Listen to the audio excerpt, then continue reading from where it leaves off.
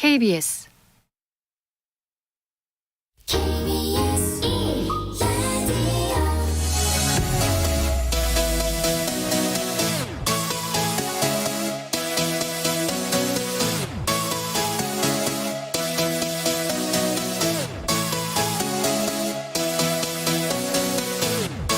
KBS 열린 토론.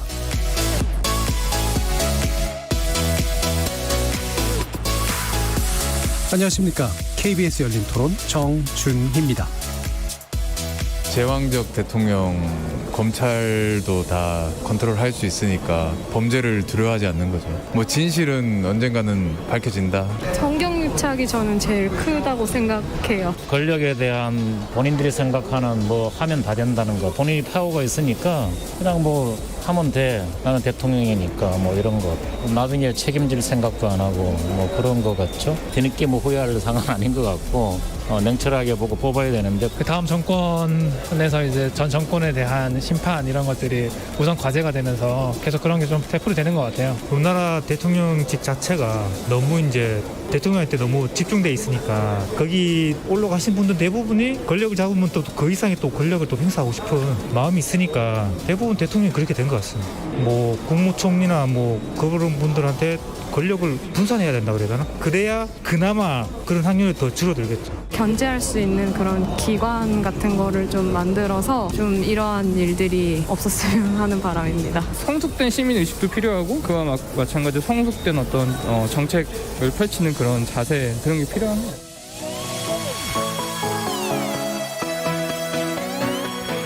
거리에서 만나본 시민들의 의견 어떻게 들으셨습니까? 어제였죠.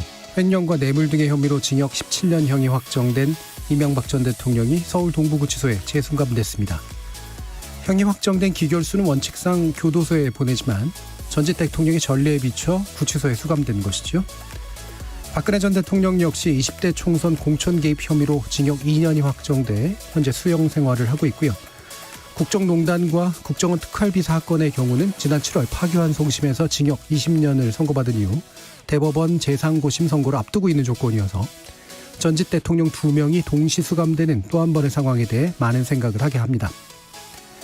우리나라 역대 대통령들 다수의 이런 말로를 지켜보며 오늘 KBS 열린 토론에서는 대한민국 전직 대통령의 불명예와 비극이 끊이지 않고 있는 이유는 무엇인지, 이것이 다시 반복되지 않게 할 방안은 어디에 있는지 심도 깊게 논의해보는 시간 마련했습니다. KBS 열린 토론은 여러분이 주인공입니다. 문자로 참여하실 분은 샵9730으로 의견 남겨주십시오. 단문은 50원, 장문은 100원의 정보 이용료가 붙습니다.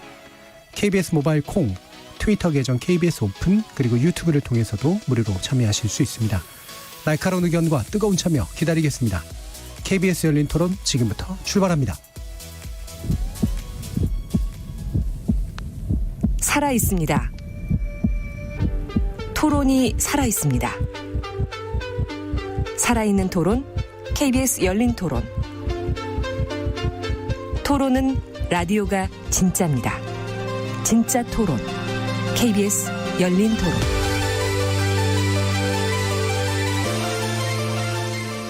자, 오늘 논의를 위해 두 분 전문가 선생님 먼저 자리해 주셨는데요. 먼저 한국정책학회장 역임하셨고요. 오랫동안 정치 해설을 해오셨습니다. 국민대 행정학과의 목진휴 명예교수 나오셨습니다. 네, 반갑습니다. 예. 그리고 한겨레 신문 정치 전문 기자시죠. 성한용 선임 기자 나오셨습니다. 네, 안녕하세요. 자, 청취자 여러분의 다양한 의견 부탁드리겠습니다. 먼저 이명박 전 대통령의 이제 재수감 과정을 이제 지켜보셨을 텐데요. 일단 어떤 소회가 드시는지, 어떤 평가를 하실 수 있는지 먼저 두 분 말씀 들어보고 시작하겠습니다. 먼저 목 교수님 의견부터 들어볼까요? 네, 뭐 이게 일이 일어났으니까 예. 일이 참 참담한 일인 것 같고요. 그 느낌이 또 생기잖아요. 예. 근데 뭐 이상하게 무덤덤한 느낌이었어요. 예. 근데 여러 생각을 하도록 하는 그런 참담한 일이었고, 그런 불행하게도 느낌은 별로 뭐 없었다. 근데 오늘 좀 전에 시작할 때 그 청취자 또 시민 분들의 시각이나 분석이나 평가를 이렇게 들어보니 사실 이 사안의 본질을 잘 꿰뚫고 있다. 뭐 특별하게 전문가들이 앉아서 여기에 대해서 논의할 그 필요가 없을 정도로 예. 이 시민들의 시각은 날카롭다 이렇게 보여집니다.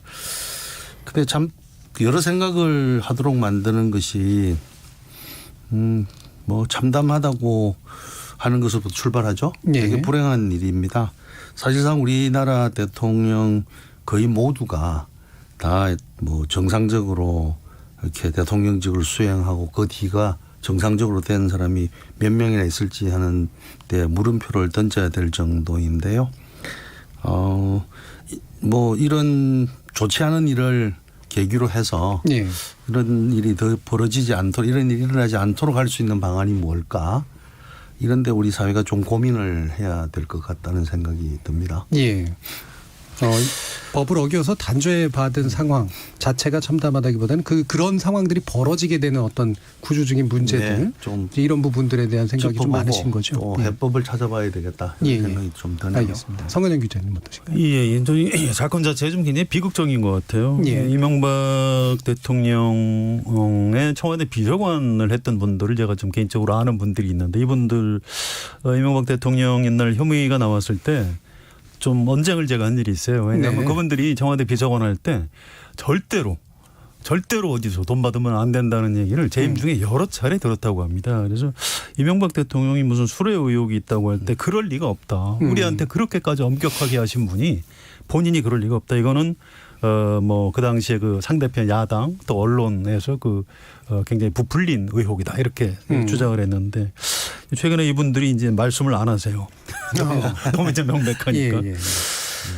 이게 대법원에서 마지막으로 이제 확정된 범죄 사실을 보면 좀 잘 사실 믿어지지 않을 정도입니다. 뭐 온 국민 상대로 거짓말을 한 게 물론 제일 크죠. 이제 다스의 실제 소유자라는 예. 최종 결론이 났고요. 그거 말고도 뭐 삼성 재벌회장 사면 대가로 소송 비용 대납하는 방식으로 이제 그 뇌물을 받은 거고. 예. 금융계 인사한테 잘 봐달라. 뭐 뇌물을 받고. 심지어 비례대표 공천 대가로 뇌물을 받고. 이게 대통령으로서 도대체 이분이 이게 개념이 있으신 분인지 의심 들어올 정도로. 이제 본인은 아니라고 하시겠지만. 그래서 어떤 법원에서 최종 확정된 사실이고요. 저는 어떤 최근 며칠 동안 화가 나기보다는 좀 참 슬펐다. 예. 이런 느낌이 아주 강합니다. 예, 어떻게 해서 이런 일까지 벌어졌나 싶을 정도로 이제 믿기 어려운 그런 정도의 내용들이 때문인 것 같은데요. 이게 좀 구별해봐야 될 게 이제 대통령 되기 이전부터 있었던 일과 대통령 직무를 수행하는 중에 이제 또 벌였던 그런 일들이 이제 좀 겹쳐져 있는 것 같습니다. 특히나 이제 중요한 문제가 대통령직을 수행하는 과정에 생기는 문제도 있지만 결국은 기존부터 계속해서 이제 의혹으로 제기됐던 것들에 아까도 이제 송 기자님께서 말씀해 주셨지만 부인으로 일관하다가 결국 그 실체가 이제 드러난 그런 것이 이제 더 문제가 아닐까 싶은데요. 이게 이제 검찰 수사가 그 당시에 특검 내지 검찰 수사가 제대로 좀 진행이 됐었다면 미연에 예방 가능한 일이었을까라는 그런 질문들을 하게 될 것 같아요. 이 부분에 대해서는 목기 교수님 어떻게 판단하실까요? 그러니까 결국은 뭐 검찰을 포함한 사법부가 예. 문제를 제대로 보지 못했던 것 아니냐라고 하는 지적들이 있죠. 예.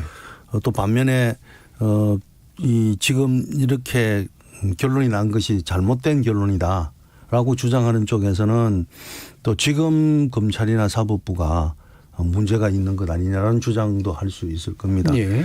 여하튼 이게 결국은 우리 사회가 이 제도나 구조나 어떤 기관을 법적 장치를 보는 시각이 매우 불신의 시각을 잉태하게 되는 초래하게 되는 그런 결과가 초래됐다.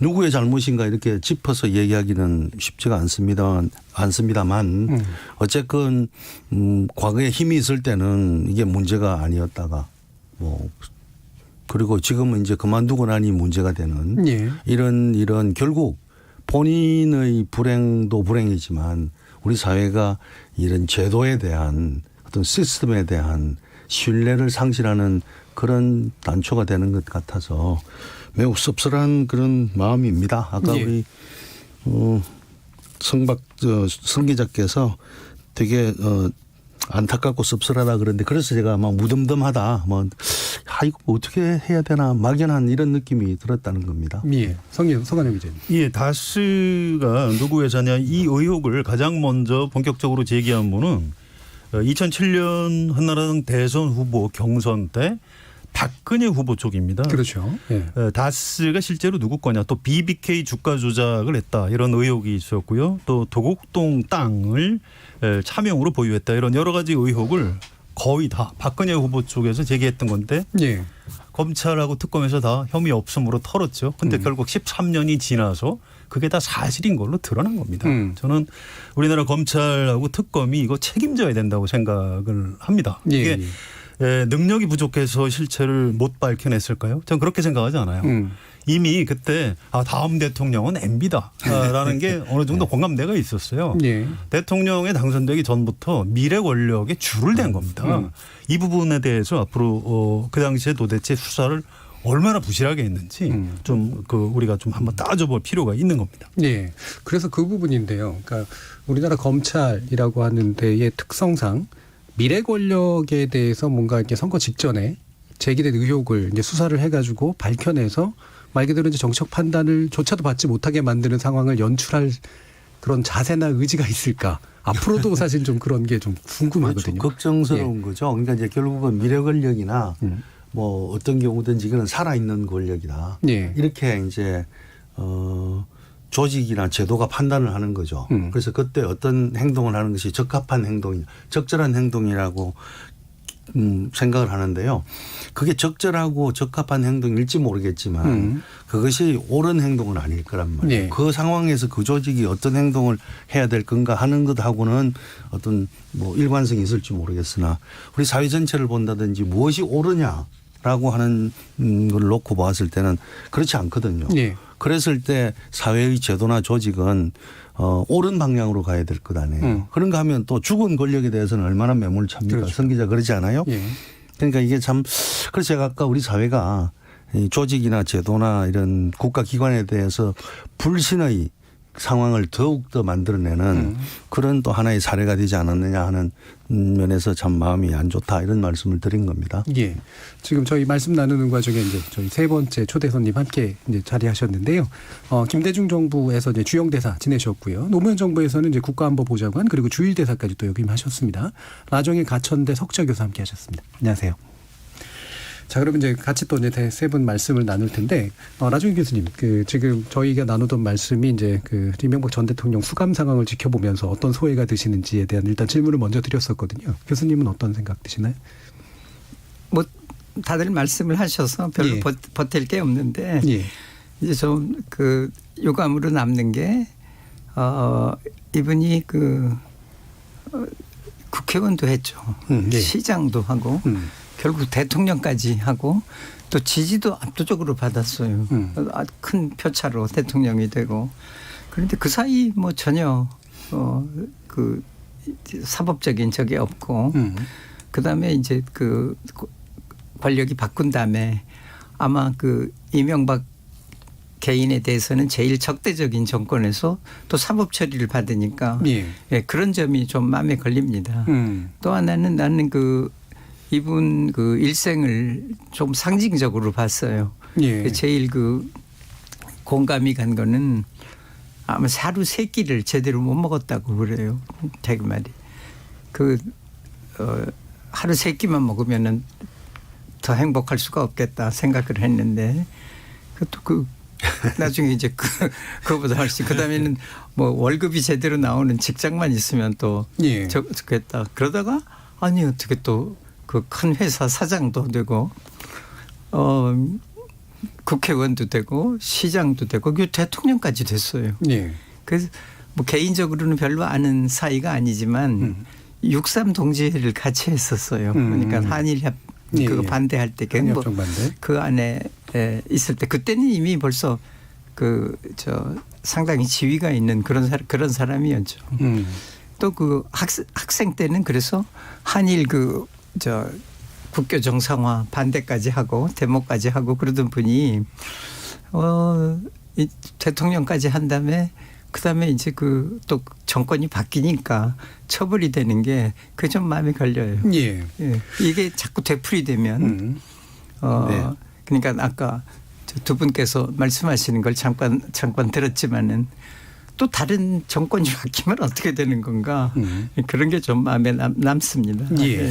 바로 뭐 그 사법적인 얘기에 관해서는 예. 더 보탤 말이 없고. 예, 예. 법적 판단 일단 별개로 하고 이제 권력의 교체 과정에서 생기는 이런 반복되는 문제들 이 부분은 또 뒤에서 아마 좀 얘기를 나누게 될 텐데요. 아까 그 성한우 기자님께서 이제 지적해 주셨듯이 지금 2007년 경선에 사실 이미 양측에 의해서 제기됐던 문제잖아요. 박근혜 전 대통령의 경우에는 이제 뒤에 이제 비선 실세에 관련된 여러 가지 이미 그때부터 얘기되던 것들, 그 다음에 이명박 전 대통령에 관련해서는 바로 이제 다스라든가 여러 가지 BBK 관련된 문제들.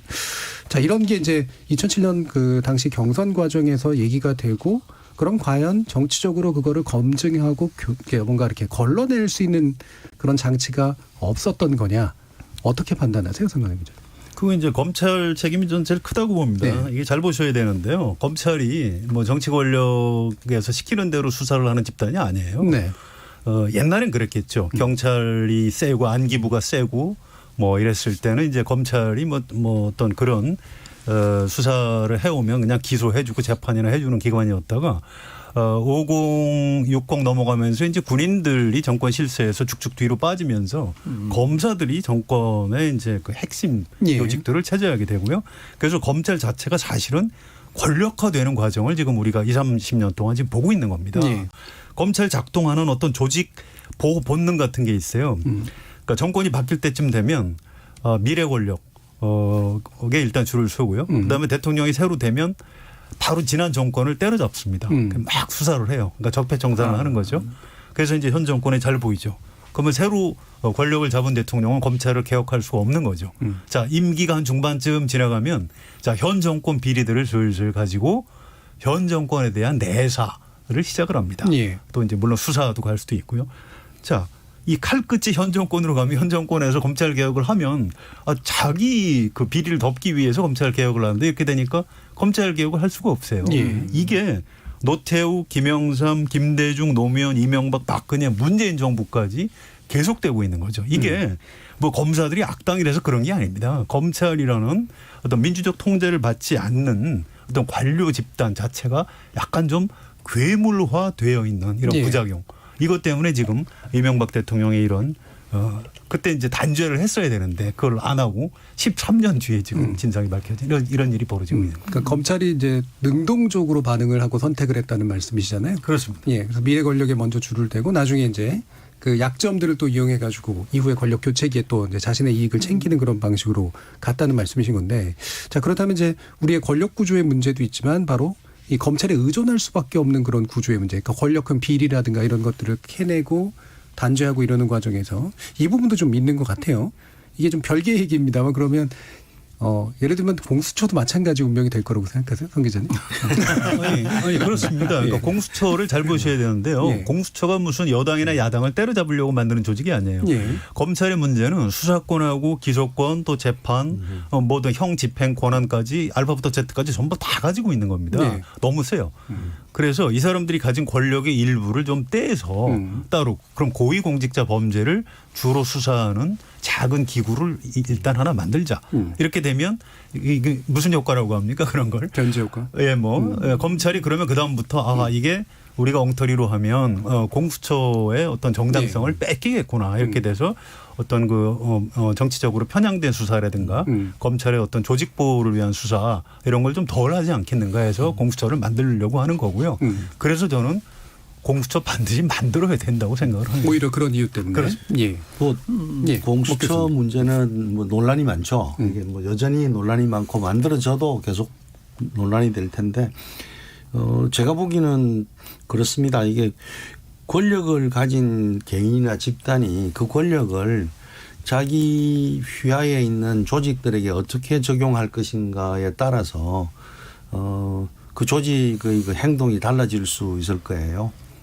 그래서 아무리 조직을 잘 만들고 제도를 잘 만들어도 권력을 가진 그 사람이 권력을 마음대로 행사할 수 있는 상황이 되어버리면 그거는 얼마든지 잘못 사용될 수 있는 가능성이 충분히 있는 것이고 검찰이 미래 권력을 쳐다보고 살아있는 권력에 대해서 아무 소리 하지 않는 이유가 뭐냐면 그 권력이란 게 있기 때문인 거죠.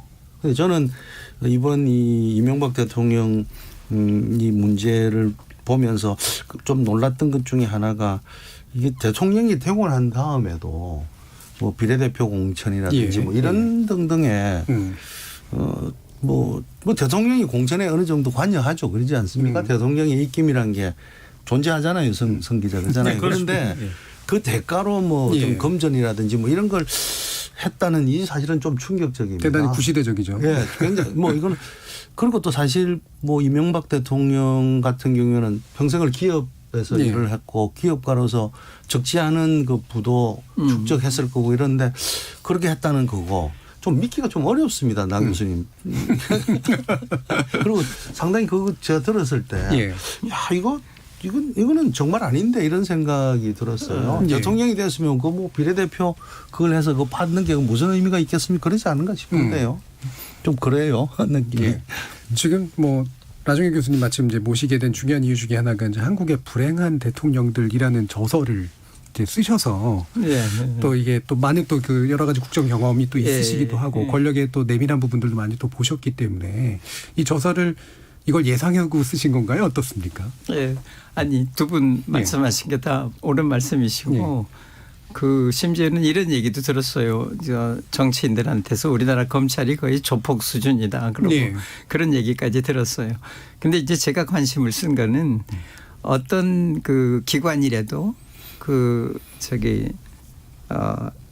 부처 이기주의가 있어요. 예, 예.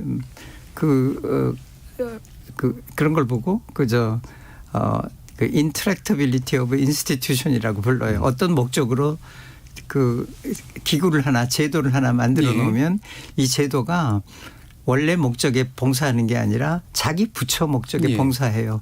그러니까 군이 제일 위험하죠. 그런 경우에. 그 군이 그런 거를 많이 하고 권력이 있는 기구는 다 그렇게 해요. 그러니까 그건 뭐 다른 나라도 그래요. 워싱턴에 가봐도 CIA 자기 부처 이기가 있습니다. 펜타곤은 또 자기 이해가 있고 그래요. 그런데 그 어떤 기구 하나에만 관심을 두고 이것만 고치면 된다 해가지고 문제가 해결될까 그렇게는 생각하기가 힘듭니다. 그러니까 저는 그 책에서 얘기한 건 크게 봤어요. 결국은 대통령 그 권력을 쥐고 있는 대통령이 검찰을 또 그렇게 편의하고 쓰고 그다음에 자기가 또 거기 당하고 하는 그런 게 아닌가. 이거를 단순히 공수처를 만든다고 문제가 해결이 될까? 그건 조금 의심이 돼요. 전에 중국인 친구 하나가 비리 척결을 하는 부패 척결을 하는 그 일을 맡아서 했는데 나를 보고 그런 얘기를 한번 했어요. 한번 친한 관계니까 이제 부패를 싹 척결을 할 거다. 그래서 이런 기구를 만들고 그래가지고 부패가 척결이 되겠나 그랬더니 그렇게 하려고 한다고. 근데 생각은 어떠냐고. 안 물어봤으면 내가 그냥 그런가 보다 그러고 지나가는데 물어보길래 대답을 그렇게 했어요. 그러니까 부패의 근본 원인이 니네 그 레이즘의 네이처에 있지 않나. 국가가 엄청난 권력을 쥐고 있고 여러 군데 다 관여를 하니까 그 관여 때문에 그 큰 권력 때문에 부패가 생기는 건데 그다음에 또 국가기구를 만들어서 그거를 척결하려고 하면 그 사람들이 나쁜 짓을 하면 또 하나를 만들어야 하지 않겠냐. 그리고 또 그 사람이 나쁜 짓을 하면 만일 네가 나쁜 짓을 하면 또 너를 감독할 사람을 또 만들어야 하고 그러다가는 부패가 그게 되겠나. 그럼 어떻게 하면 좋으냐. 부패를 어떻게 하냐. 부패를 완전히 척결할 수 있는 나라는 아무도 없다고 그랬어요. 어느 나라가 권력하고 부패라는 거 따라가는 건데 견제할 수 있는 방법은 국가 권력을 견제할 수 있는 게 필요하다. 뭐냐고 그래요. 시민단체가 있든지 야당의 존재가 있다든지 언론에 활발한 자유가 있다든지. 그렇다면 뭐 니네 시스템을 하라는 얘기 아닌가. 그렇다고 그랬어요. 그런데 우리도 부패를 완전하게 척결은 못하고 부패는 늘 있어요. 아무리 선진국에 가도.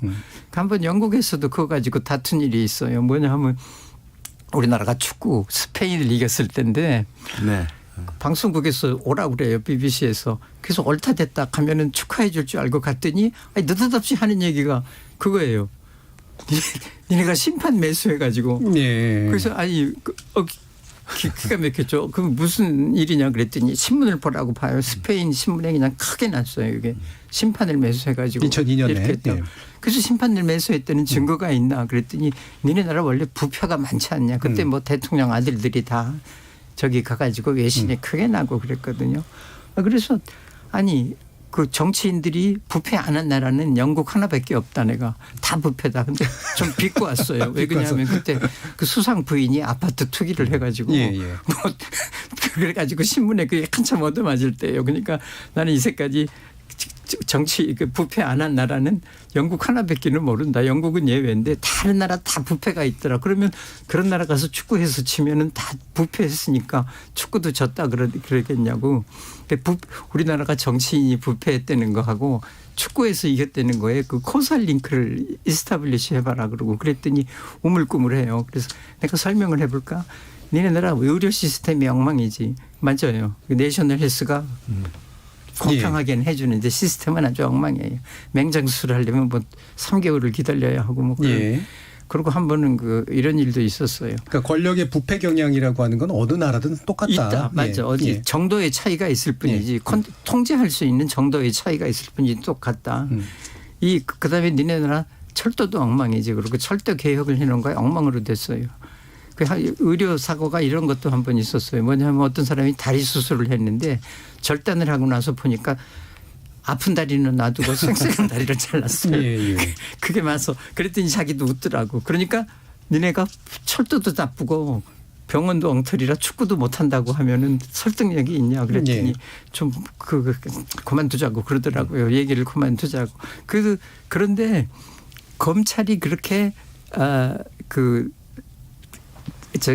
그런 자기 부처 이득을 그런 식으로 그 나쁜 방법으로 추구할 수 있는 권력 구조도 문제가 아니겠어요? 대통령한테만 잘 보였다가 나중에 이게 시들으면 쳐도 된다 이런 식으로 생각하는 게 이번 책을 쓴 거는 조금 문제를 그렇게 크게 본 겁니다. 그래서 결국은 불행하게 돼요. 본인들 자신들도. 그러니까 권력이 가지고 있는 이 부패 경향을 한두 개의 어떤 권력 기구를 통해서 문제를 해결하려고 하는 것 이거는 당연히 한계가 있다. 라는 말씀이시고요. 그렇습니다. 이렇게 이제 큰 틀에서 나종일 대사님 말씀대로 권력 구조의 문제, 또 우리 정치 문화의 문제, 또 우리 사회에 구성하고 있는 각 섹터가 정상적으로 작동해야 되고 크게 접근을 해야죠. 뭐 검찰이 우리나라 검찰입니다. 이게 검찰만 욕할 수도 없어요. 그렇죠. 근데 다만 공수처는 검찰 개혁을 이렇게 보시면 될 겁니다. 검찰이 너무 권한이 크기 때문에 아주 장기적으로는 수사권하고 기소권을 분리를 해야 되는데 아직은 우리 국민들이 누군가 좀 그 정의의 사도 거학을 때려잡을 사람이 있어야 되는데 아직은 검찰이 좀 수사권을 갖고 있는 게 좋겠다고 생각하는 국민이 좀 더 많아요. 경찰을 못 믿겠다 또 이런 그렇습니다. 경찰에 대한 또 불신이 있어요. 그래서 그건 장기적으로는 수사권하고 기소권을 분리해야 되지만 당장은 그렇게 할 수 없으니 우선 공수처라는 걸 만들어서 검찰 개혁의 시작으로 삼아보자. 이제 이런 아이디어인 걸로 알고 있습니다. 자, 이렇게 이제 제도의 문제 그리고 아까 이제 목 교수님께도 말씀하신 이제 운용하는 사람의 문제 이건 뭐 결국 다 동전의 양면으로 같이 가는 거기 때문에 어떤 것들을 어떻게 해결해야 될 것인가 아마 뒤에서 좀 더 말씀을 나눌 수 있을 것 같고요. 그러면 좀 더 이제 얘기를 해봤으면 좋겠는 게 송 기자님께 다시 좀 여쭤봐야 될 것 같은데 이제 박근혜 전 대통령에 대해서 이제 대법원 확정 판결이 아마 조만간 나올 텐데 대략 어떻게 예상하시나요? 지금 재상고심이 진행 중이고요. 대략 지난번에 이제 징역 2년 확정이 됐고요. 공천 개입이요. 그거 말고 이제 두 가지가 더 있죠. 국정농단 사건이 있고 이른바 특활비 장납 의혹이 있는데 징역 20년 선고받았는데 이게 뭐 특별한 상황이 벌어지지 않는 그냥 이대로 확정되는 것 아닌가. 연내 뭐 이제 이렇게 좀 예상이 됩니다. 그래서 이제 이명박 대통령하고 박근혜 대통령하고 둘 다 올해 안에 이제 올해 연말 이제 얼마 안 남았죠. 그래서 연내에 둘 다 이제 확정 판결을 받게 되는 그런 상황인 것 같습니다. 자, 그러면 이 부분도 물론 뭐 일부는 중첩되는 문제가 있고요. 또 일부는 이제 두 개의 이제 또 두 명의 대통령, 전직 대통령이 가지고 있는 문제들이 또 약간 다른 어떤 성격을 가지고 있는 면들도 있는 것 같은데 송 기자님 보시기에는 어느 정도가 이렇게 좀 구별해서 봐야 될 문제고 또는 동일한 원인에서 나오는 문제라고 좀 보시나요? 그래서 이 문제는 저보다 이제 나종일 교수님이 훨씬 말씀을 해주시면 좋을 텐데요. 다만 저는 이제 기자로서 정치부 기자로서 이런 느낌이 있어요.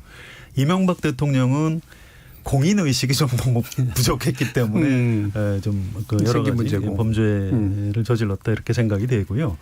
박근혜 대통령은 좀 다른 것 같아요.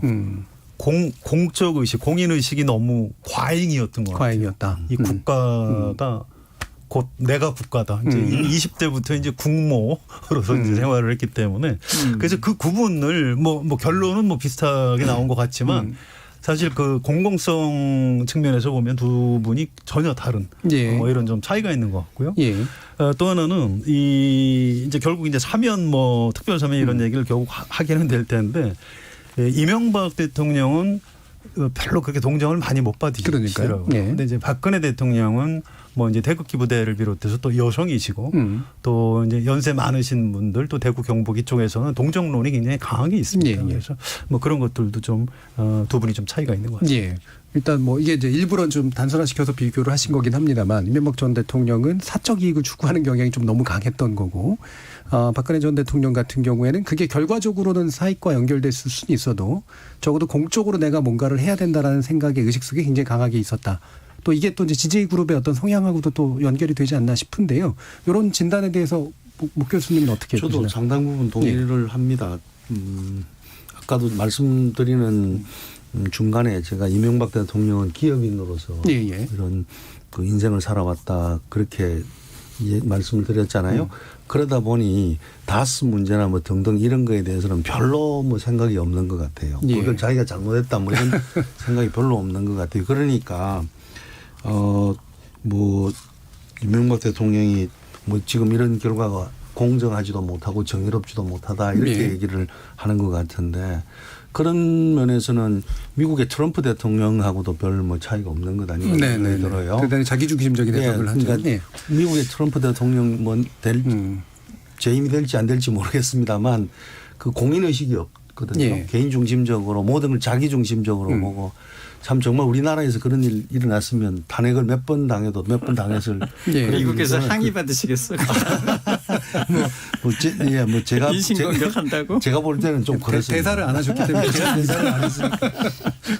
그리고 뭐 박근혜 대통령 같은 경우에는 그분의 부친의 연속선상에서 세상을 본 것 아닌가 그런 생각이 들고 뭐 하여간 좀 두 분 다 굉장히 불명예스럽고 두 분 다 어쩌면 그 자유의 몸으로서 세상에 다시 나오지 못할 그런 연령대다. 이런 걸 볼 때는 인간적인 측면에서 참 안타깝고 또 국가의 입장에서 볼 때는 참 불행하고 뭐 이런 느낌을 많이 받습니다. 네. 나종현 교수님 어떠세요? 예, 아니 우리 성 선생 박근혜에 대한 변명이 참 재미있네. 공익의식이 너무 강했다. 아까 저 BBC에 대해서 하신 얘기하고 좀 제 비슷한 거 생각에는 그 세상이 많이 바뀌어도 사람들이 안 바뀌더라고요. 옛날에 살아요. 그러니까 박근혜 대통령의 생각은 박정희 대통령 때 생각을 하신 게 아닌가. 대통령이 되면은 그냥 연장선이 자기는 얼루프하게 이렇게 아주 내려다보는 높은 데 있고 사람들하고 뭐 접촉을 많이 안 하고 사실은 대통령이 되면 굉장히 많은 사람들하고 접촉을 하고 근데 실은 자기 당내 반대표하고도 별로 그렇게 그 포용 같은 거를 못하는 그런 게 아니었나. 이명박 대통령도 깜짝 놀란 게 그 60년대 그 땅을 파고 건설하고 하는 거에 집중해 가지고 4차 산업의 그 문턱에 있는 이런 시대에 역시 토건 쪽으로 가더라고요. 사람이. 생각이다. 지금 정부는 어쩐지 모르겠어요. 그것도 역시 과거에 있는지 어쩐지 생각이. 근데 세월이 많이 가고 세상은 엄청나게 빠르게 변하던데 사람들 생각은 잘 안 변하는 것 같아요. 그래서 그걸 공익정신이라고 해야 하는지 어쩐지는 잘 모르겠는데 아무튼 그런 게 그 어려운 걸 만들고 그거 하나는 참 문제예요. 왜 대통령만 되면 거의 불행해요. 거의가 그 김영삼, 김대중 두 분은 불행 안 할 것 같은데 사실은 굉장히 불행했어요. 김영삼 대통령이. 김영삼 대통령의 큰 불행은 또 김대중이 대통령 된 것도 굉장히 불행하지 않았나 모르겠어요. 개인적으로는. 예. 그런데 김대중 대통령은 그래도 예외가 과거 복수를 할 수 있었어요. 검찰을 그렇죠. 동원하든지 하면은 얼마든지. 그거 안 했어요. 한 번도.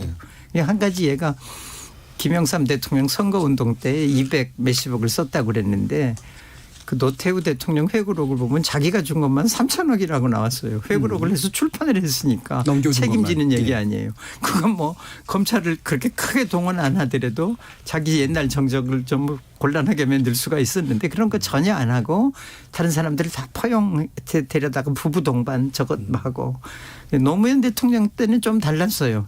노무현 대통령은 제가 이제 모신 게 두 대통령인데 노무현 대통령은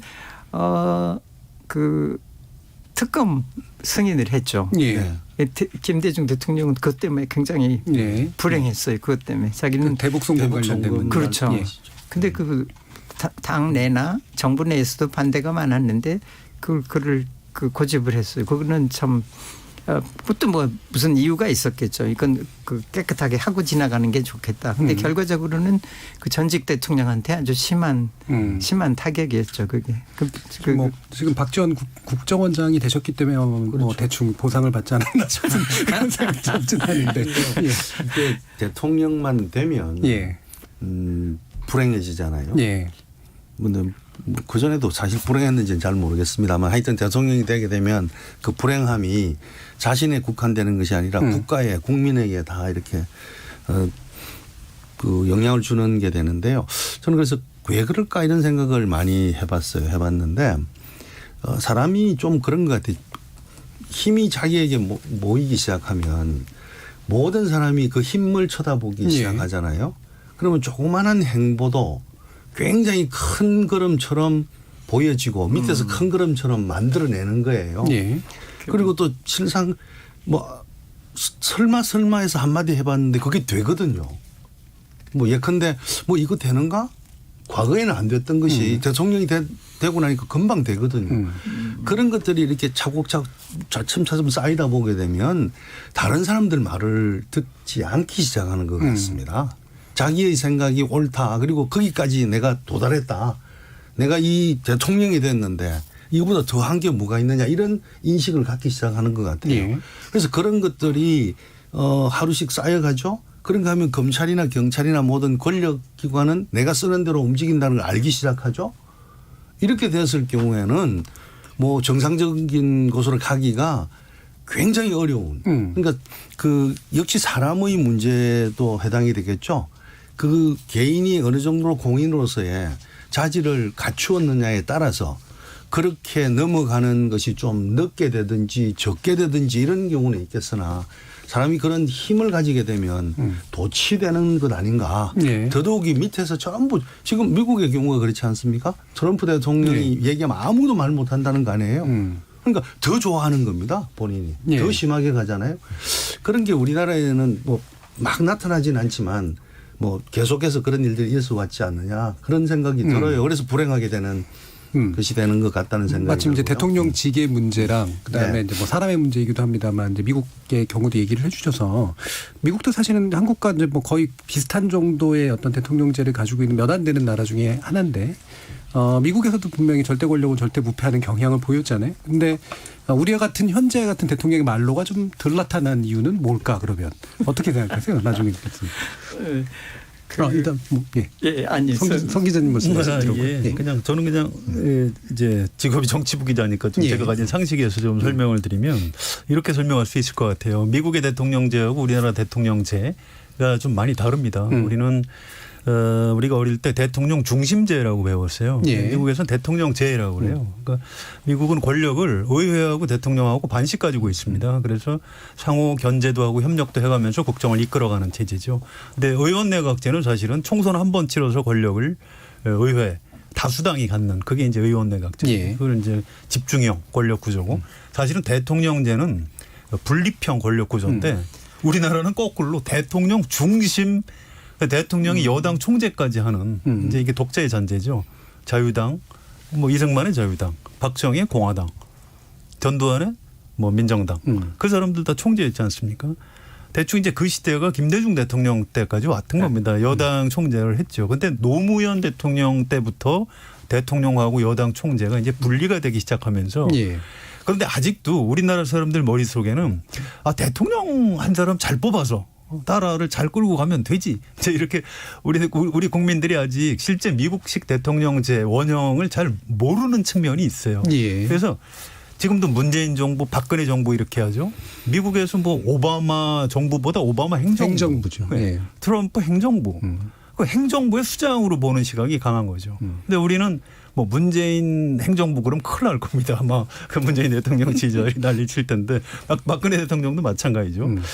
사실 우리나라 대통령이 지금 가진 권력은 미국 대통령처럼 점점점 권력이 사실 줄어들고 있어요. 의회에서 다수 의석을 차지하지 못하면은 예. 대통령이 할 수 있는 게 별로 많지가 않습니다. 그런데도 국민들은 모든 책임 당신이 져라 이렇게 요구를 예. 하고 있는 거죠. 거기서 오는 불일치 이런 측면도 좀 봐야 될 것 같습니다. 알겠습니다. 제가 나종익 교수님 말씀 듣기 전에요. 청취자 의견 들어보고 나종익 교수님 딱 준비하셨다가 정서를 펼쳐주시면 될 것 같습니다. 자, 그러면 청취자 여러분들이 보내주신 문자 한번 또 읽어보죠. 정기진 문자 캐스터. 네, 청취자 여러분이 보내주신 문자 소개해드리겠습니다. 큰바우님, 제왕적 대통령제에 대한이 내각제라고 생각하지 않습니다. 철저히 수사하는 기관이 있다면 대통령도 대통령 측근도 비리를 저지르지 못합니다. 간디님, 내각제에 대해서는 반대하지만 현행 대통령의 권한을 국회와 나눠야 한다고 생각합니다. 헤이드님, 저는 일단 전직 대통령의 불행 원인을 진정한 해방이 되지 않은 현실에서 찾고 있습니다. 일본이 패망하면서 형식적으로는 독립했지만 나라를 팔아먹던 지배 권력은 교체하지 못했습니다. 그 기회주의 세력이 지금도 이 나라를 지배하고 있습니다. 1185님, 대통령 제도가 문제가 아니라 특정 세력이 문제라고 봅니다.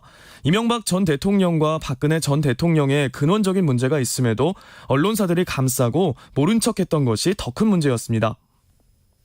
9414님, 대통령제가 지닌 오류 가능성을 지적하기보다 함량 미달의 대통령 후보를 선택한 국민 선택의 오류를 지적해야 합니다. 잘못된 선택을 한 국민적 반성이 우선돼야 합니다. 권정환님, 사람을 잘 뽑아야 합니다. 사기 전력이 있는 사람을 대통령으로 뽑았으니 이런 결과가 나타나는 건 당연합니다. 아무리 좋은 제도를 만들어 놓아도 이용하는 사람이 그 제도를 악용하면 아무 소용이 없습니다. 조성빈님, 문제의 핵심에는 무소불위의 검찰 권력의 선택적 기소와 수사가 있습니다. 검찰이 죄를 만들고 죄를 없애주고 있어요. 김호식님, 당시의 검찰, 특검, 기득권 언론들이 국민의 눈과 귀를 가려서 잘못된 대통령을 뽑게 만들었습니다. 그래서 현재의 검찰개혁, 언론개혁이 시대의 화두가 된 것이 아닐까요? 신창근님, 전직 대통령의 죄가 밝혀졌으면 깨끗하게 국민들에게 사죄를 해야 합니다. 정치권에서 벌써부터 사면 얘기가 나오는데 사과도 없는 상태에서 사면 문제를 논의해서는 안 된다고 생각합니다. 라고 보내주셨네요. 네, KBS 열린 토론. 이 시간은 영상으로도 생중계되고 있습니다. 유튜브에 들어가셔서 KBS 1라디오 또는 KBS 열린 토론을 검색하시면 지금 바로 토론하는 모습 영상으로 보실 수 있습니다. 지금 방송을 듣고 계신 청취자 모두가 시민 논객입니다. 계속해서 청취자 여러분들의 날카로운 시선과 의견 보내주세요. 지금까지 문자캐스터 정희진이었습니다. 토론이 세상을 바꿀 수는 없습니다. 하지만 토론 없이 바꿀 수 있는 세상은 어디에도 없습니다.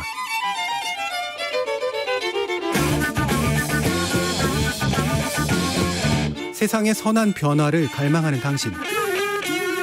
정답이 아니라 질문의 힘을 믿는 당신. 우리 KBS 열린 토론에서 만납시다.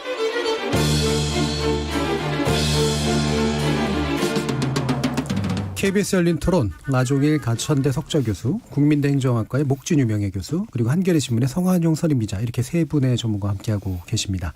자, 아까 그 일부 마무리 즈음에서 이제 성 기자님께서 우리나라 대통령제는 사실은 미국이 가지고 있는 그런 분산형 대통령제와는 상당히 다른 집중형의 문제를 안고 있기 때문에 생기는 문제들이 굉장히 크다라는 그런 지적을 해주셨는데요.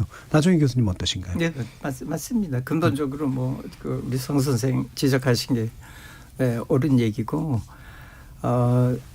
그런데 제도적인 측면만이 아니라 사실은 그 대통령이 그 헌법에 보장된 그리고 제도적으로 보장된 권한을 그보다 훨씬 더 행사를 해요. 그래도 이견이 없어요. 그래도. 헌법 권한 이상의. 예. 그러니까 총리의 권리 권한 일정한 권한이 내각을 조직하고 예. 이제 대통령의 승인을 받아야 하는데 실은 청와대가 그걸 다 해요. 그리고 상당한 정도 하급 관리까지 청와대가 그걸 다 해요. 근데 이제 진짜 문제는 그게 정말 대통령의 뜻인지 청와대에 있는 대통령 측근 사람들의 네. 뜻인지 대통령은 모르는 사이에 그런 일이 진행될 수도 있고 그 사이에 그 대통령 부근에 있는 사람들의 개인적인 사적인 이해관계가 될 수도 있고 그런 게 문제예요. 그러니까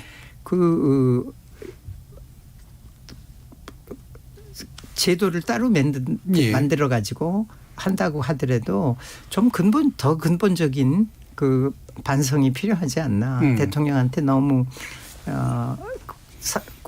권력이 많이 집중이 돼 있고 또 비공식적으로 그 권력을 행사할 수 있는 방법이 참 많아요. 아까 성 선생 지적하신 대로 당도 저걸 하죠. 당도 그 권력이 셀 때는 해요. 근데 이제 권력이 약해지면 당에서도 또 통제력이 안 먹히고. 불행한 대통령이 되는 겁니다. 또 뭐 당에서 탈당하라고. 예. 그다음에 이제 그 참 나쁜 게 권력이 바뀌면은 그다음에는 또 문제가 또 달라져요. 아마 공수처를 만들어도 마찬가지 않을까. 만약 그 지금 정권의 적대적인 사람들이 집권을 하게 된다면은 같은 일이 또 일어나지 않나. 이거를 이 책을 쓴 거는 이제는 제발 좀 이러지는 않았으면 좋겠어요. 어떻게 됐건 간에.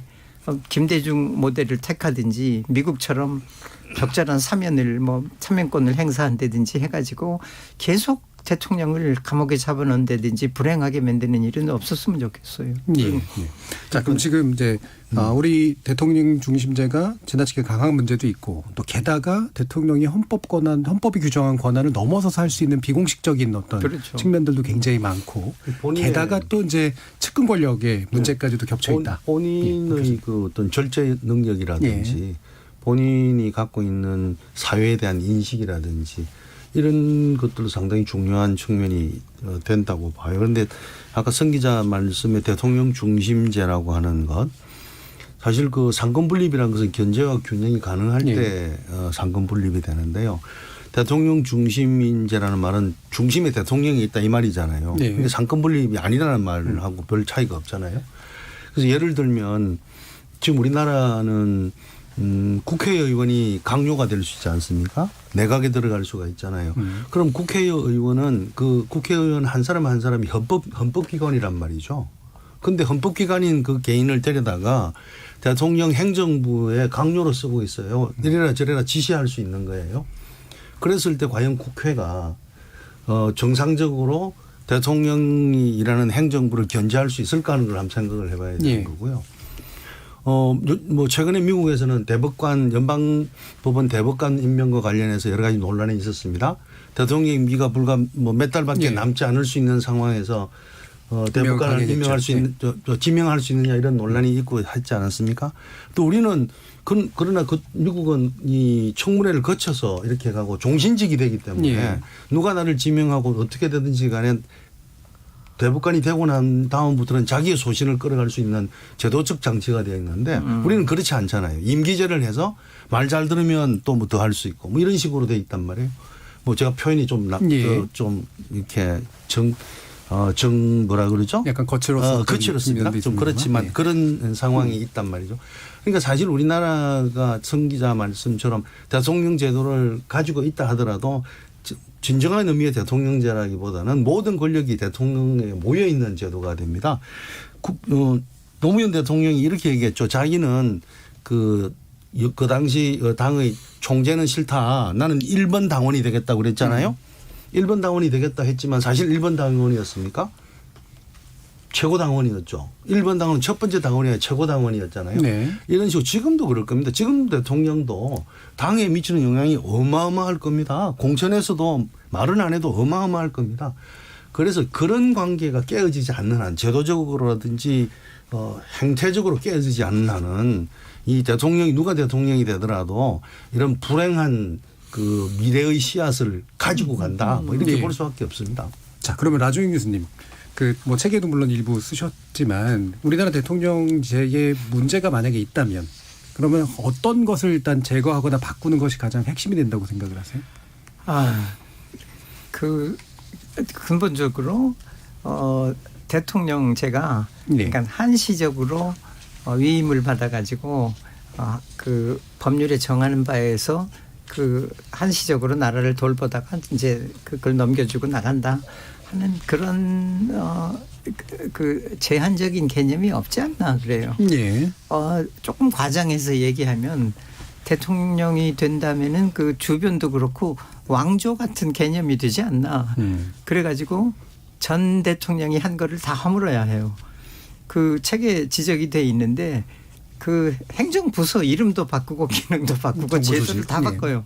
이게 그 관리들한테는 얼마나 큰 그 관료들한테 얼마나 큰 부담인지 몰라요. 네. 명함까지 뭐 이것까지 다 바꾸고 저걸 기능도 바꾸고 뭐 새로 특별한 임무를 주고 그래가지고 얼마 안 돼가지고 다 되면은 또 그다음에 또 바꾸고 제일 나쁜 거는 그 전에 대통령이 해놓은 거를 어떻게 하든지 지우려고 하는 게 아닌가.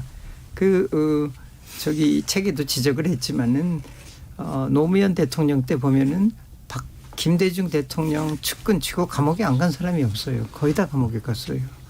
그 다 뭐 검찰에서 한 거죠.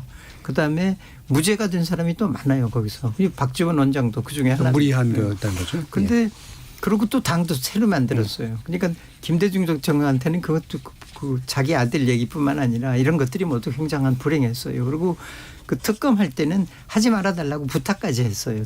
김대중 대통령이. 그러니까 자기 당 같은 당에서 대통령이 된 다음에도 같은 계열의 정치 세력임에도 불구하고 전임자의 흔적을 그렇죠. 지우려는 시도들이 계속 있었다.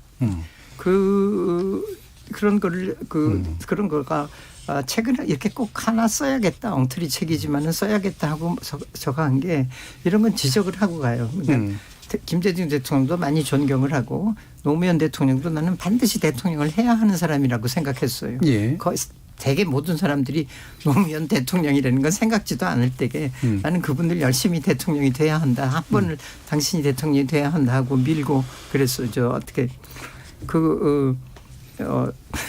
이러하지만 당에서 자기는 반미라고 나가면 안 된다고 그러길래 반미를 해도 유리할 수도 있으니까 걱정 말고 하시라고 그런 얘기까지 해서 근데도 불행했어요. 김대중 대통령도 굉장히 불행하게 되고 본인 자신도 결국은 뭐 좋았다고 끝이 좋았다고 할 수는 없지 않습니까? 예. 자, 이런 게 어떤 이유 때문이라고 보세요, 성 기자님? 저는 그 제도론자는 아닌데요. 예. 그래도 제도에서 어떤 그 클릭 조정은 해야 된다고 생각하는 사람입니다. 제도 안에서. 예.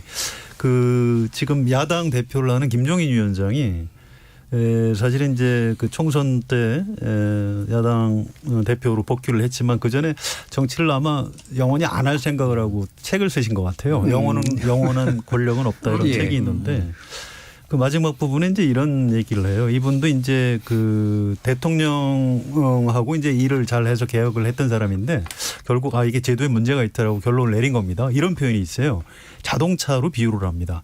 계속해서 급발진하고 미끄러지고 전복되고 화재가 발생하는 차가 있어요. 언제까지 이게 운전사가 미숙해서 이렇다 이렇게 할 거냐. 네. 이건 차량에 결함이 있는 거다. 이것도 아주 심각한 결함이 있는 거다. 그런데 이 어리숙한 정치인들이 내가 하면 나는 잘할 수 있다라고 고집을 부리고 있다. 이렇게 지적을 했어요. 그러면서 제왕적 대통령제를 바꿔야 한다. 이게 내 50년 정치 인생을 통틀어서 말하는 대답이다. 이렇게 쓰셔놓고 또 야당 대표 가서 지금 차기 대통령 만들겠다고 하고 계십니다. 전 이걸 보고 이렇게 참 청명하고 지혜롭고 경험이 많으신 분도 결국 대통령 권력의 어떤 그 마력이라고 할까요? 거기서 헤어나지 못하시는 걸 보면 야 이게 참 쉽지는 않겠구나 이런 생각이 들어요. 지금 성 기자께서 제도적인 측면을 얘기했으니까 저도 제도적인 측면에서 좀 몇 마디 더 부언을 하고 싶은데요. 대통령 제도를 가지고 간다는 걸 전제로 해서 얘기를 합니다. 뭐 내각제로 갈 것이냐 다른 제도를 택할 것이냐 그건 놓아놓고요. 일단 대통령 제도라는 걸 전제로 해서 본다 그러면 제가 볼 때는 국회가 대통령 행정부에 들어가서 일하고 하는 이런 건 없어야 될 것 같습니다. 국회의원이 강요가 돼서 있다가 또 돌아오고 하는 이거는 일단 없어야 될 것 같습니다. 두 번째는 그 국무총리 그러니까 국회의장 한 사람이 지금 뭐 그런 경우가 있습니다.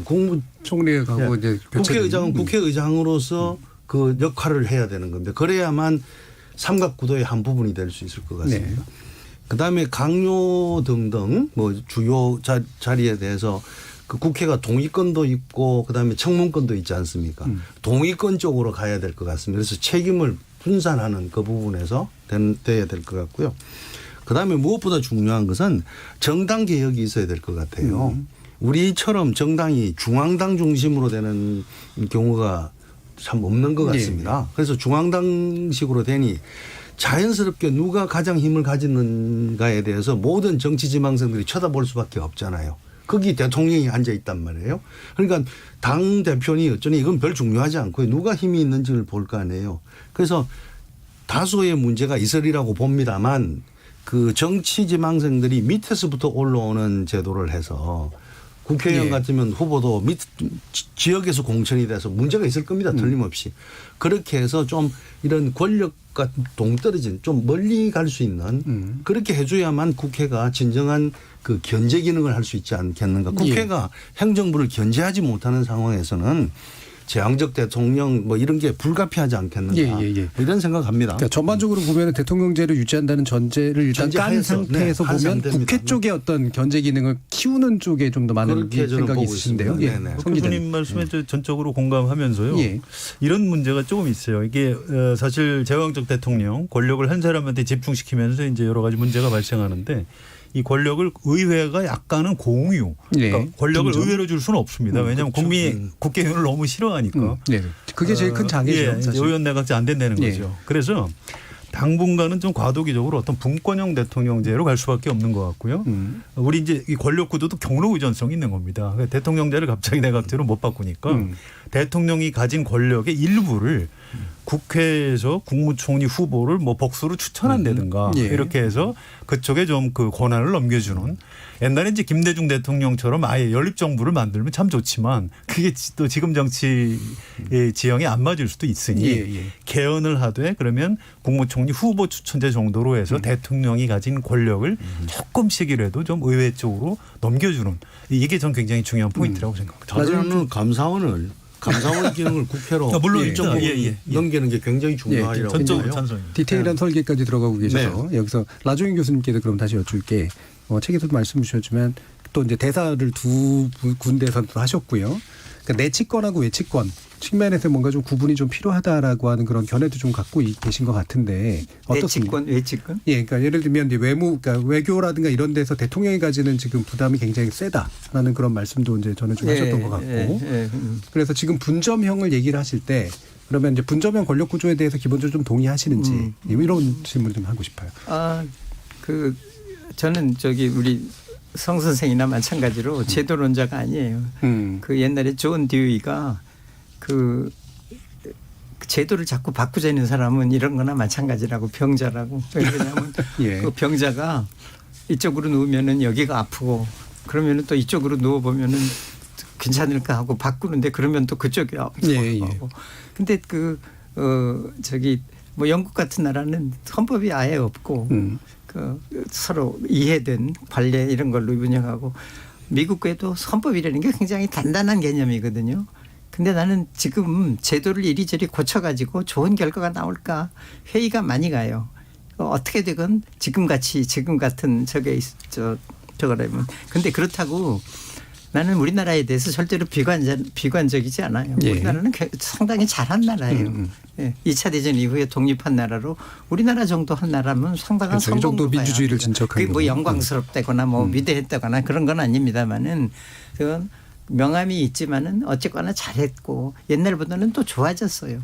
좋아지리라고 앞으로도 생각합니다. 나는 제도를 이리저리 바꾸는 것보다 시민의식 그런 쪽이 좀 더 제고됐으면 좋겠어요. 그래서 또 그 정치권의 충원 방안을 나는 옛날부터 많이 권장을 했는데 예를 들면 고등학교, 대학교 때요. 대학 입시만 좀 어디 취직 시험만 준비하고 그러지 말고 정치에 관심을 갖고 여당 야당이 나눠가지고 토론도 하고 싸우기도 하고 논쟁도 하고 타협도 하고 남을 설득도 하고 남의 설득당할 그렇게 정치인으로 포메이션이 됐으면 좋겠어. 형성이. 그렇게 안 되고 느닷없이 정치인들이 돼요. 뭘 하다가 갑자기 정치인이 되고 그러니까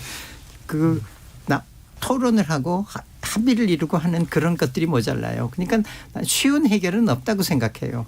근데 일단은 정권을 잡아서 이제까지 쌓였던 원한을 푼다든지 이런 마음이 없었지만 공수처가 생겨도 마찬가지 아닐까. 예. 그런 의식의 제고 같은 게 많이 필요하고 시간이 많이 걸리리라고 생각하고 우선은 아무튼 불행하게 되는 대통령들이 좀 없었으면 좋겠어요. 네. 좀 더 문화도 바뀌어야 되고 뭐 결국은 이제 시민들이 이제 큰 의미에서의 그러니까 넓은 의미에서 정치에 굉장히 많이 관여하고 참여하는 이게 궁극적으로 문제 해결의 방법이다라고 보시는데 그러면 작은 의미의 정치에서의 개헌 필요성에 대해서는 생각하고 계시진 않나요? 제도가 뭐 나쁜 게 있으면 바꿔야 하는데 그걸로 큰 효과가 안 나리라고 생각해요. 예. 그래서 헌법을 바꾸어서 예. 뭐 이렇게 제도를 바꾸어서 모든 걸 다 얻겠다라고 생각하는 건 곤란하죠. 그렇죠. 그러나 예. 제도가 정상적으로 가는 것에 걸림돌이 된다 그러면 일정 부분 이렇게 손을 보고 가는 것. 예. 그래서 우리는 보면 교수님 말씀처럼 어느 날 아침에 갑자기 뭐 그냥 완전히 새 것을 갖다 놓고 과거를 그냥 헌 것이라고 버리는 경향이 있는데 그 새 것에도 문제가 있거든요, 항상. 그러니까 헌 것을 조금씩 이렇게 손을 보아서 가면서 사람을 키워야 된다고 봅니다. 우리 문화에 깔리는 저도 좀 그렇습니다만 다 가져야 속이 시원하지 다 가지지 않으면 안 되거든요. 그 뭐 영어로는 위너 테이크 홀이라고 그러잖아요. 예, 다 먹어야 되잖아요. 그리고 제가 일단 가졌을 때 남이 저보고 좀 나눠달라 그러면 굉장히 불쾌한 이런 거잖아요. 사실은 그게 아니거든요. 세상사는 공존하는 것이고 이긴 자가 진 자에게 나눠줄 때 자신이 질 때 지금 진 자가 이기면은 저한테도 줄 거란 말이죠. 예. 이런 그게 공존의 그 인식이 있어야 될 텐데 의식이 있어야 될 텐데 우리가 사실 그게 부족합니다. 그런 거는 교육과도 무관하지 않습니다. 대학을 위해서 어린애들이 자기 어린 평생을 다 바치잖아요. 뭐 이런 식으로 되다 보니 이기지 않으면 안 된다. 그런데 그런 의식이 바뀔 수 있는 데는 교수님 말씀처럼 시간이 많이 걸리겠지만 지금 정치를 하는 분들도 그런 노력을 해 줘야 될 겁니다. 해 줘야만 되지 어느 날 아침 갑자기 무슨 제도 바꾼다 개헌한다 이래서 뭐 대통령이 감옥 안 간다. 이거는 아닐 것 같다는 생각이 듭니다. 예. 승자독식적 문화. 그다음에 또 너무 하나의 뭐 이른바 스치말로 몰빵이라고 하는데요. 네. 하나로 지나치게 몰아주는 거. 권력구조 사실 그런 측면도 좀 있는 것 같고. 성한영 기자님은 아까 말씀하신 권력분조업에 관련된 말씀을 하시려면 사실 개헌 필요성에 대한 상당 부분 좀 동의하시는 것 같은데요. 네, 개헌을 저는 권력구조 조금 손질을 하는 게 옳다고 봅니다. 예. 그런데 지금 문제는 동력이 없어요. 이미 정치 여야는 뭐 내년 4월 고양이 목에 방울 들기고 서울시장, 부산시장 보궐선거로 이미 지금 질주를 시작을 했고요. 또 곧장 2022년 대선 향해서 달려갈 겁니다.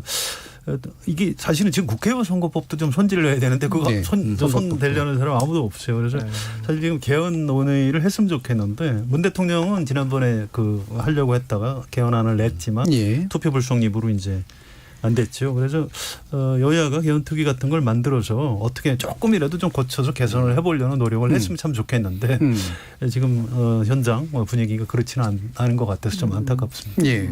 그럼 한 가지 더 여쭤보고 싶은 게 아까 이제 시민사회도 있고 이제 언론도 있고 이제 뭔가 견제할 수 있는 어떤 다양한 그 비권력 장치들이 이제 필요하다라는 말씀인데 언론과의 관계 설정 문제도 되게 중요하고 언론 스스로도 되게 중요할 거 아니에요. 어떻게 보시나요? 언론에 계시는 입장에서. 저도 이제 언론인이기 때문에 언론 얘기 나오면 참 죄송하고 부끄럽고 할 말도 없고 그렇습니다. 이게 우리나라 언론이 이제 신뢰를 잃게 되기 시작한 직접적인 계기가 있어요.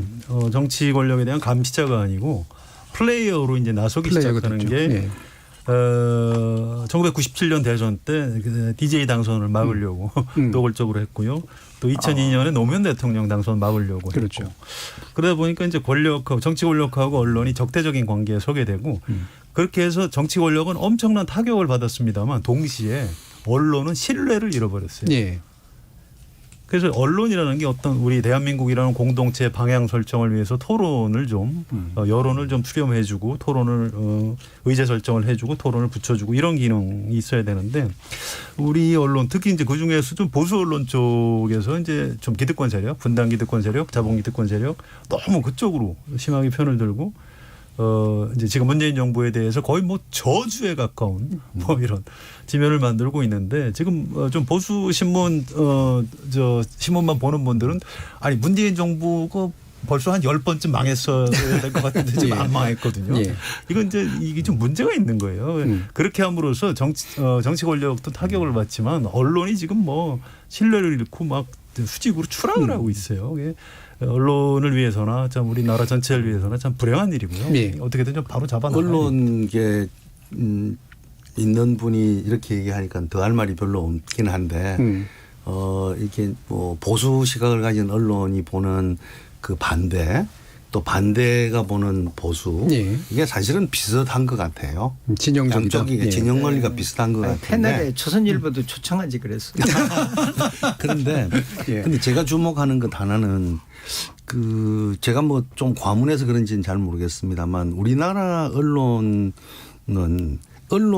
있는 언론인들이 뭐 호시탐탐이라고 표현이 될까요? 예. 어쩌든지 정치로 나가든지 뭔가 해보려고 하는 그게 너무 심한 것 같죠? 그게 아까 플레이어라고 말씀하신 네, 거하고 그러니까 연관이 돼 있죠. 예. 사실 언론 자체에도 죄송합니다. 문제가 있을지 모르겠지만 제가 사과드리겠습니다. 언론인들의 문제도 적지 않게 교수도 그렇죠. 마찬가지입니다. 예. 교수도 교수도 틈만 나면 뭐 이렇게 쳐다보는 예. 그리고 가지 않고 그냥 있는 사람은 능력이 없는 사람처럼 이렇게 보이지고 그리고 언론은 얘기도 돌아오면 어떤 언론에서 뭐 굉장히 잘하던 사람이 갑자기 어느 정당의 대변인이 된다든지 뭐 이렇게 되면 신뢰라는 건 그 순간에 무너지는 거거든요. 미국에 가보시면요. 영국도 선생님 그렇죠. 언론에 있는 분들이 정치에 안 나가잖아요. 그렇죠. 잘 나가요. 아, 영국이 잘 나갑니까? 미국도 예. 그렇고 언론이 미국도 예. 보면 상대적으로 덜한 편이긴 저명한 하죠. 사람들은 예. 나가지 않잖아요. 그래서 네네. 중심을 잡아주잖아요. 우리는 뭐 어느 날 갑자기 뭐 탁 가 있다고요. 그러면 이제 어떻게 믿어야 될지. 아니 저도 한마디 드리는데 예, 이제 마지막 발언입니다. 저기 예. 저 언론에 대해서 언론인이 그렇게 비판을 많이 하시니까 저도 그 교육 비판을 많이 하거든요. 예. 전에 한번 그 오바마 대통령이 한국에 오신다고 미국 대사가 몇 사람 초청해서 오바마 대통령 한국 오셔서 무슨 얘기 같은 걸 하면 좀 좋겠냐 그래서 내가 그거는 자기가 알아서 하실 일이지만 우리나라 교육 칭찬 좀 하지 말아줬으면 좋겠다고 그랬어요. 예, 예. 근데 외국에서 보기에는 우리나라 교육이 또 참 훌륭하게 보이는 모양이에요. 오바마 대통령은 엄청나게 우리 교육을 성취도가 높게 보여요. 교육 현장에 있는 사람은 정말 참담한 느낌이거든요. 근데 이걸요 나쁘게만 보면 안 돼요. 우리가 그런 생각을 할 수 있다는 것도 긍정적인 거예요. 예, 예. 성한용 기자 같은 분이 언론을 그렇게 나쁘게 부정적으로 비판할 수 있다는 것도 좀 뒤집어 생각해 보면 우리나라가 좋은 나라라는 얘기예요. 북한 같으면 아마 그러지 않을 거예요. 북한의 나라 비판 안 할 거예요. 아마. 못하겠죠. 많이 좋아진 겁니다. 그리고 나는 언론에 대해서는 좀 우리가 관대해야 한다고 생각해요. 언론도 자기 이해관계가 있어요. 네. 돈도 벌어야 하고 저 수지도 맞추고 해야 하니까 진보 언론이라고 나는 반드시 페어하다고 생각 안 합니다. 왜 그러냐면 한겨레 신문한테 한번 되게 당한 일이 있었어요. 완전히 그 날조인데 그 중국에서 내 책을 하나 출판을 했는데 출판 파티를 해줬어요. 축하를. 근데 한겨레 신문이 톱으로 썼어요. 내가 그걸 대사관 돈을 가지고 했다고. 근데 그게 말이 안 되는 얘기인데 다른 신문들이 받아 쓰지를 않았어요. 하나도 하도 엉터리라. 그래서 알겠습니다. 그 기자한테 아무리 해명을 해도 기어코 그걸 우겨요. 그다음에 그 이제 사과를 하라고 그래도 안 하고 딴 거를 걸고 했어요. 근데 나중에 이 기자가 교통사고가 나서 다리가 부러졌더라고. 그래서는 내가 그거 봐라 이놈.